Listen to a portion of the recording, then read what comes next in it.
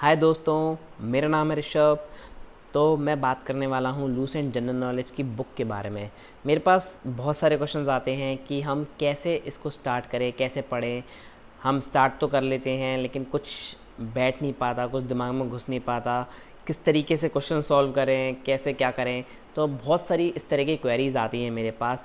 तो मैं अब इन सब क्वेरीज का सिर्फ एक ही सॉल्यूशन बताऊंगा कि मैं बताऊंगा कि इसमें कि आपको अप्रोच कैसे करना है, स्टार्ट कैसे करना है इस बुक को पढ़ने के लिए। तो अब इसमें अगर मैं आपको इसके इंडेक्स के बारे में ले चलूँ, कंटेंट्स के बारे में ले चलूँ, तो इसका जो कंटेंट है वो इंडियन हिस्ट्री से स्टार्ट होता है। इंडियन हिस्ट्री है, फिर उसके बाद वर्ल्ड हिस्ट्री आती है, जैसा कि आप देख सकते हैं। थर्ड नंबर पे ज्योग्राफी आती है, फिर इंडियन पॉलिटी एंड कॉन्स्टिट्यूशन आता है।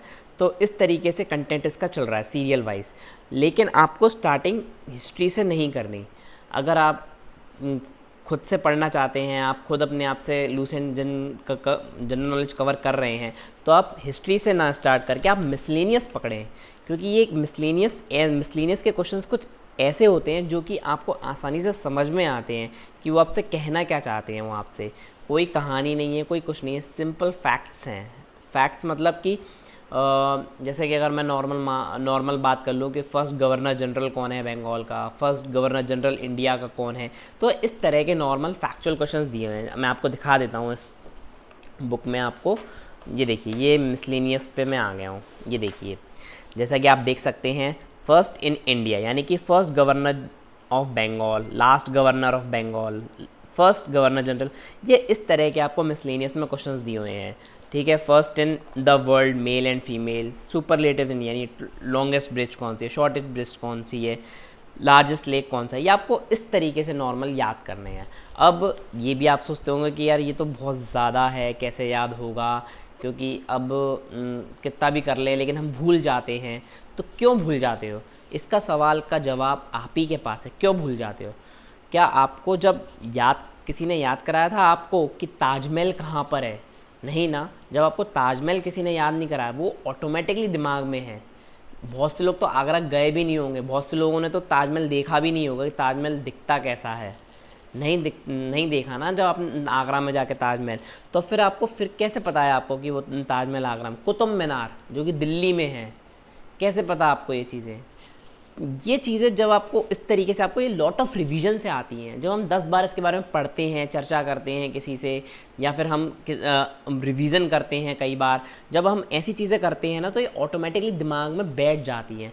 आपको आधी रात में भी कोई भी पूछेगा ना, तो आप तुरंत बता दोगे ऐसी चीज़ों को। जैसे अगर आपको किसी ने लास्ट रात में ही पूछा, first speaker of Lok Sabha GV Mavalankar, यानी कि आप खुद समझ सकते हो। जब आपको इस तरह का क्वेश्चन आपको एकदम से आ जाएगा, मतलब दिमाग पर जोर नहीं डालना पड़ेगा, आपको रिवीजन से आएगा। कई बार जब आप पढ़ेंगे, कई बार सुनेंगे, कई बार बोलेंगे, तो ये ऑटोमेटिकली निकलेगा ये माइंड से। जैसे कि ताजमहल के बारे में निकलता है, कुतुब मीनार के बारे में निकलता है, ठीक है ना, जामा मस्जिद के बारे में निकलेगा, ठीक है ना, हवा महल के बारे में निकलेगा जो कि जयपुर में है। तो इस तरह की चीज़ें कब आएंगी? जब आप लॉट ऑफ रिवीजन करेंगे। तो आप स्टार्टिंग इसकी मिसलेनियस से करें। आप मिसलेनियस, जब तक आप मिसलेनियस पूरा नहीं कर लें अच्छे से, तब तक आप कुछ मत उठाइए। आप सिर्फ मिसलेनियस को अच्छे से करें। ऐसा करें जैसा मैंने आपको बताया है कि ताजमहल कहाँ पर है। इस तरीके से जब तक वो चीज़ नहीं आएगी ना, तब तक मज़ा नहीं आएगा, तब तक वो नहीं निकलेगा। और कोई दिमाग ख़राब नहीं होगा, कोई बर्स्ट नहीं होगा, कोई बोरियत नहीं होगी, कुछ नहीं होगा, क्योंकि आपको पेपर निकालना है।